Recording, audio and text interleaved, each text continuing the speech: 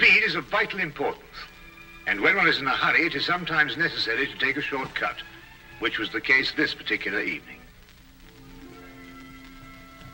There are men in London who, out of shyness or sourness, have no wish for the company of others.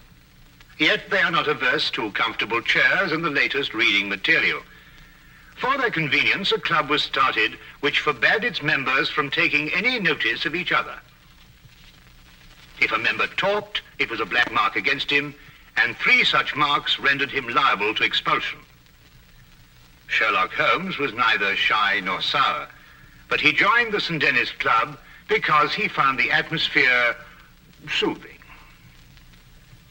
True, I'd always been diligent about not disturbing him here, but tonight I had come on a matter of the greatest urgency.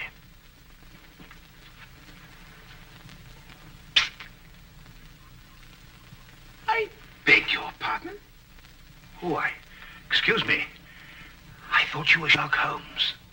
That's not the point. You talked. Well, I only went... You went psst, and that's the same thing.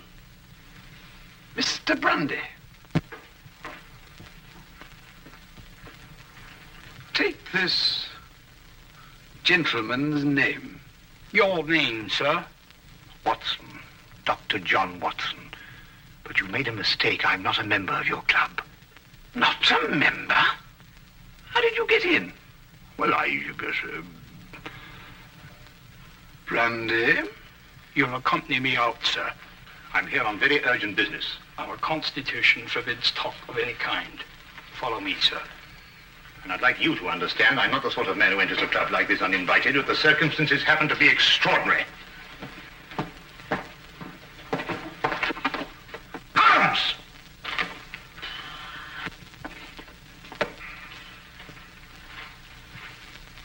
I must ask you, sir, not to attempt to... I don't believe such an incident has ever occurred before. Well, really? Holmes! Shh! I've never been so humiliated in my life. Why didn't you speak up in there? Because it's against the rules of the club, old chap. Oh, hang the club! This desire for privacy can go too far. What if an emergency arose? Yes, and perhaps to prevent that happening again, we'd better move down the hall a bit. Now, you were saying... What if an emergency arose? You can speak up now, Watson. What I'm trying to say is, what if an emergency arose and your presence is urgently requested? Nobody can put a hand on you. And I'm here, my dear chap. You just disproved that. Oh, really? I'm only isolated here from triviality. Well, there's nothing trivial about this. There's a man waiting for you back at the flat, a man by the name of Dubec, Claude Dubec. He's had an experience that'll make your blood run cold. What sort of an experience, Watson? He watched a man being tortured. Tortured? We'll find a cab outside. Yes. Come along, then.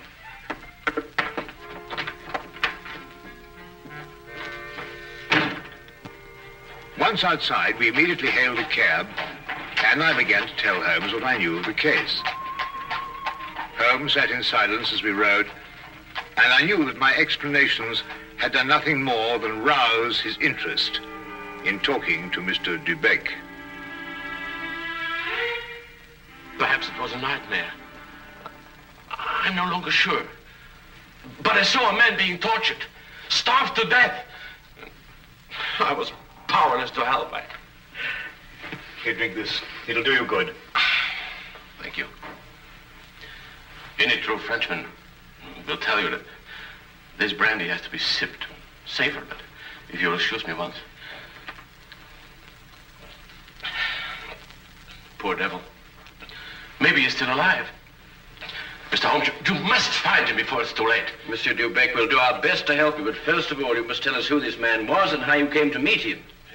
His name was Charon. Paul Charon. And how we came to meet him. What day is it today? Wednesday. Wednesday, then it was last Friday that it happened. You know, Mr. Holmes, I'm an interpreter. And I interpret nearly all languages. Now, since I'm French by birth, it is with this tongue that I'm principally associated. Now, I'm very well known in hotels, and it occurs frequently that I'm called for at the strangest hours by travelers who get into difficulties. Now, I was not surprised, therefore, when I heard shortly before 11 o'clock at night someone knock at my door.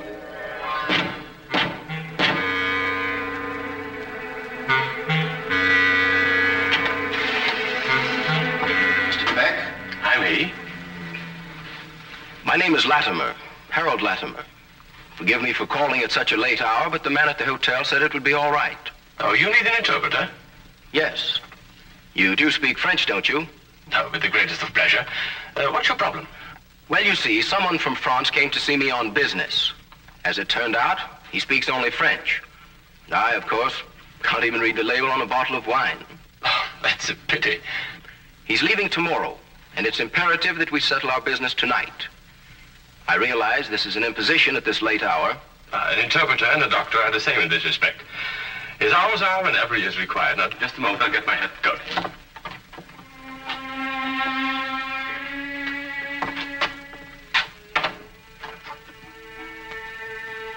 Mr. Latimer had a cab waiting outside. I didn't think to give it more than a passing glance. However, there was a strange atmosphere as I entered. One can sense such things.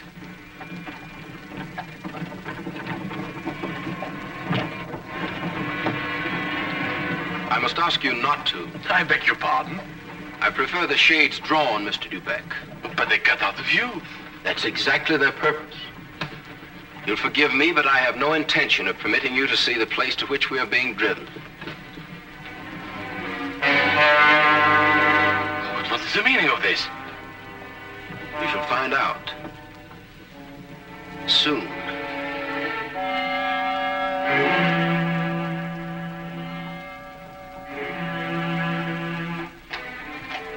For nearly 2 hours we drove without my having the least idea where we were going.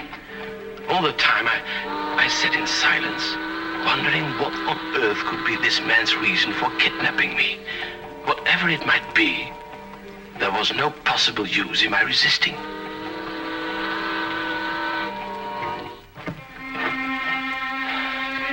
We've arrived, Mr. Dubec. You're aware this is kidnapping, Mr. Latimer? It is somewhat of a liberty, I admit. We'll make it up to you. You may get out.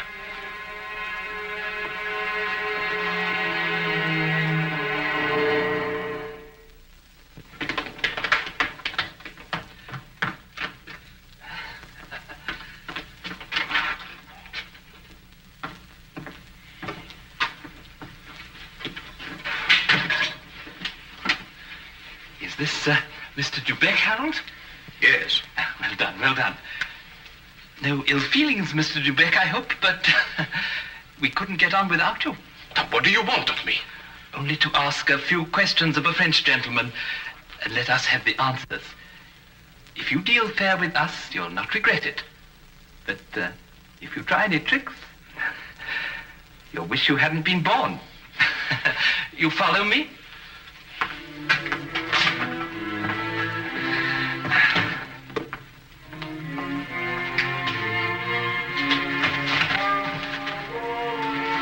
We put him in one of these so as to move him more easily. What have you been doing to this poor man? That is no concern of yours.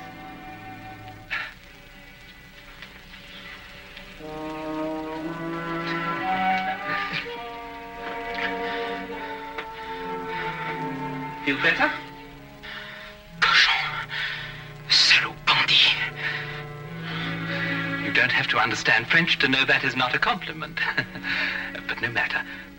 Ask him if he's prepared to sign the papers. For your own good, be quick about it. Acceptez-vous de signer les papiers? Jamais. Never. Tell him he is doing her no service. Vous ne lui êtes d'aucune aide. Laissez-moi lui entendre dire. He says, let me hear her say so. Tell him he'll go free if he signs. Signez et vous serez libéré. C'est alors que je ne serai plus jamais libre. He says, then he will never go free. Then he knows what awaits him. Translate that. Vous savez à quelles conséquences vous vous exposez? Peu m'importe. He says he doesn't care.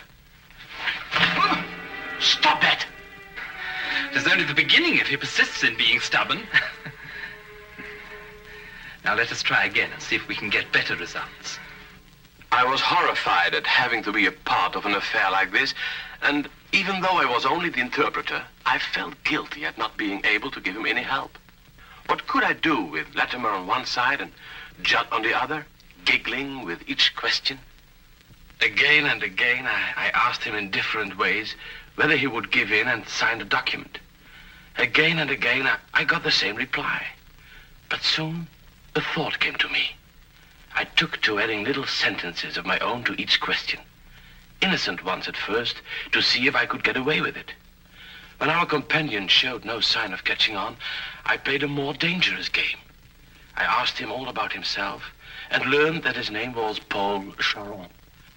He was a stranger in London, that he didn't know what house we were in, that he was being starved to death. In another minute, I might have wormed the whole story out from under their noses, but for the interruption. Who is it? Oh, it's Micheline. The door is locked. Get rid of her. Give me the gun.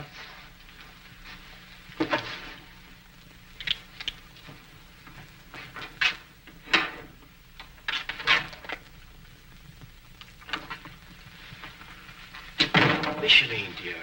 I thought you went to bed hours ago. I couldn't sleep at all. I can't think of nothing but Paul. Now, Micheline, there's nothing to worry about.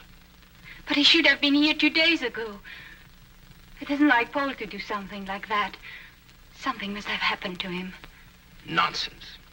I'll wager anything that he was delayed somewhere on business. Then he would have written to me. If I don't hear from him by tomorrow, I will go to the police. Micheline! Paul! He's in there! Micheline, what's the matter with you? Have you taken leave of your senses? But it was Paul's fault. It was nothing of the kind. But I did. I heard. Would I lie to you? If Paul were in there, wouldn't I tell you? Judd is in there. Judd. That's all. Oh, well, I don't know what's happening to me. Now, darling, it's only a case of nerves. You'll be all right after a good night's rest. But it never happened like that before. You've probably never been under such a stress. But it's foolish. If something happened to Paul, you would have heard about it by now. The fact that you haven't is proof enough that all is well. You're probably right. Of course I am. I'll take you back upstairs.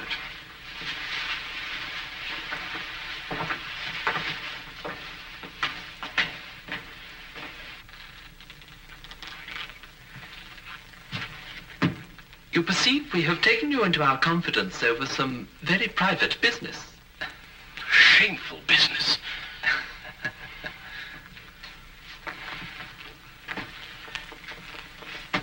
Necessary business. But it would not be to our interest if you spoke to anybody about it. Therefore, I am paying you a fee such as you have never before received in your life. There will be more the next time you come here. Thank you. However, I don't place all my faith in money. Therefore, I must warn you that if you speak to a single soul about this, we shall know about it. And you will pay for it with your life.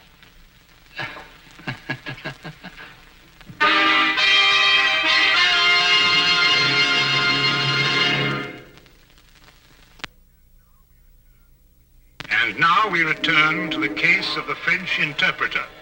This man, this evil man, escorted me back to the carriage and took his place opposite me. We drove for about half an hour, and the shades were drawn as before. Then we came to a stop, and he ordered me out. I walked for a mile or so, and then I found myself at Wadsworth Common, and there took a train to Victoria Station. I see. And there, I presume, your adventure ended. Yes. Now, I should have gone to the police right away, but I feared for the man's life. Now, Mr. Holmes, someone told me that you worked with a complete discretion. Oh, you can be assured of that. Mr. Holmes, would you please try to find him? I'll try, but you must realize that my success depends almost entirely on your memory. I've told you everything. Only everything you were able to see. I've told you everything. I repeat, Monsieur Dubec. Only everything you were able to see. I don't understand. Well, on the way to the house, you saw nothing because the blinds were drawn in the carriage. Uh-huh. But you could still feel and hear, couldn't you? Now, as you were going along, could you tell whether it was a rough or smooth road? Oh, yes, now I know what you're getting at. Well, during the first part of the trip, the road was smooth. Mm-hmm. And then we seemed to turn off on a country road. A country road? Yes. Now, when you were going along that part of the road, did you hear anything like cattle or poultry or sheep? Sheep? Yes, that's what I heard. Now, think hard. Was there anything else? Oh, well, now I remember. I remember a horn. A foghorn. Something like a coal barge passing by. I see. Now, what part of the journey would that be exactly? Toward the end, I'm certain. Was there anything else that you can remember? No. Oh, yes, something about the house. Yes, we left the house and then we seemed to pass through a huge storage room. Yeah? And under the floor, I heard something like rushing water. Water? Yes, a stream. It couldn't be, but that's what it seemed like. Thank you, Monsieur Dubec.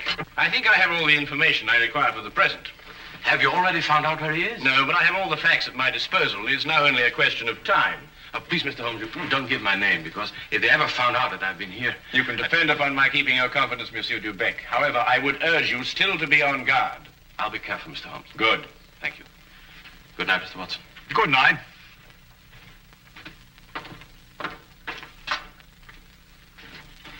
Good night, sir.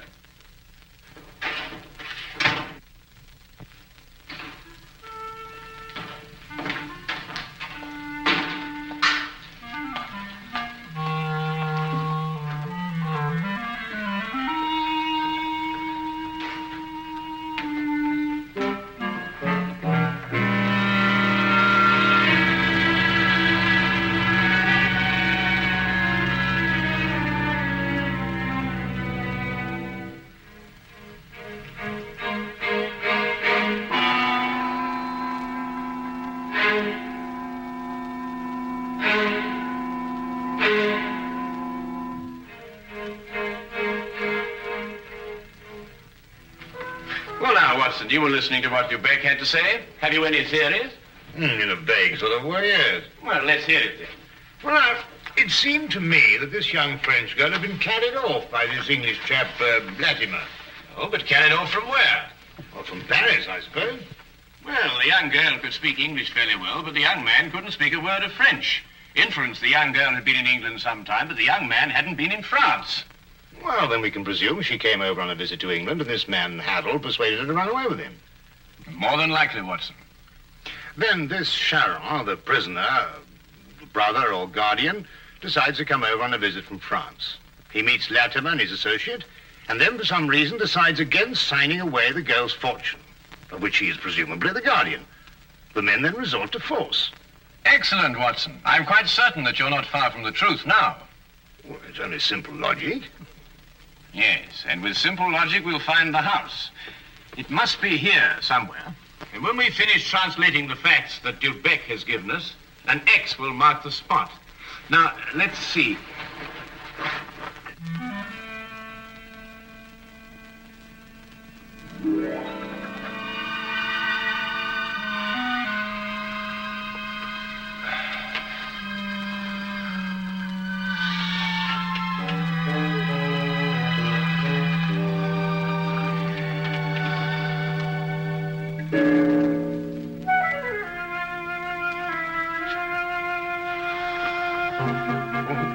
Doctor, I'm sorry to disturb you, Doctor. Would you mind getting your coat? We'll pick up Lestrade on the way. You found it? I believe so. Holmes, do you think we should try and get back in case we need an interpreter? Now, that's an excellent idea.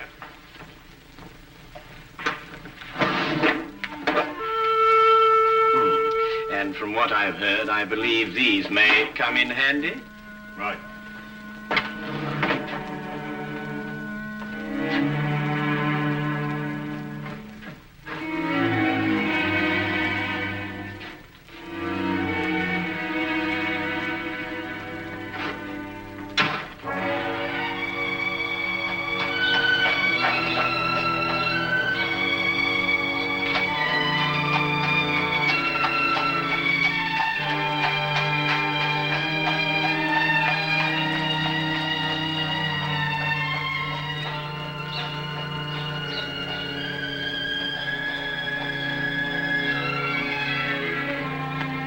Dubec had his lodgings just across the river, and we decided to walk there.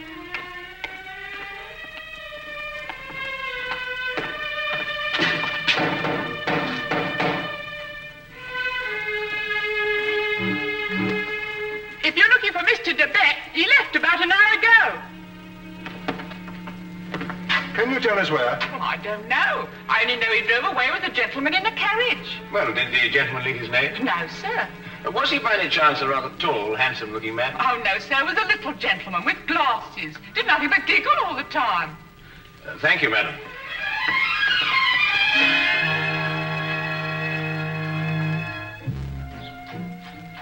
Even the weather seemed to be against us, and as we found our cab and started on our way, it began to rain. According to Holmes's calculations, we had a considerable way to go, and we had to go fast if we were to be in time. London streets in the rain are a handicap to any carriage, so there's nothing for us to do but hope and wait. À manger.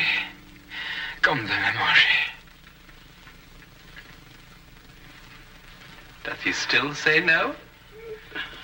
He asked for food. Have mercy on that poor man. He will be fed the moment he's signed the papers. Tell him that.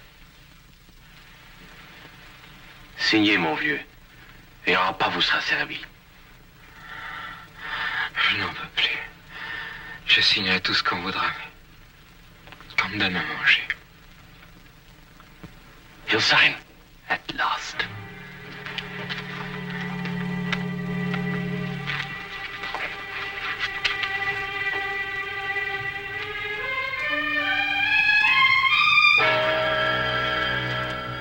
Now feed this man. It would be foolish to spare him, only to have to kill him again. Kill him? And you broke your promise. You spoke to Sherlock Holmes. That's not... That's true. There's no point in lying. But you couldn't tell him where we are. And even the famous Mr. Holmes could never deduce that.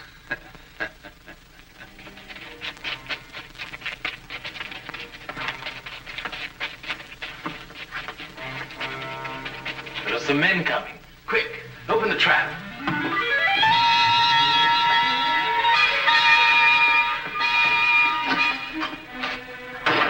All right, you two, down there.